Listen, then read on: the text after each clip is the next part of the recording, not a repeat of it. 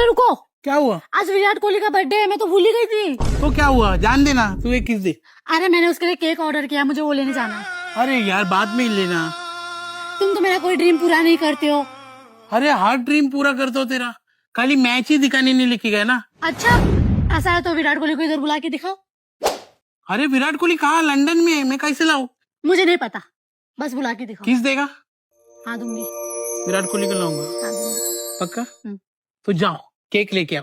Thank you. मैंने विराट कोहली के लिए केक ऑर्डर किया है और देखो मैंने फोटो भी ऑर्डर किया है।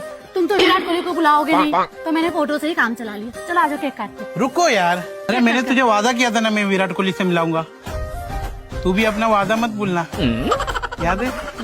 हाथ बंद करो। ओके।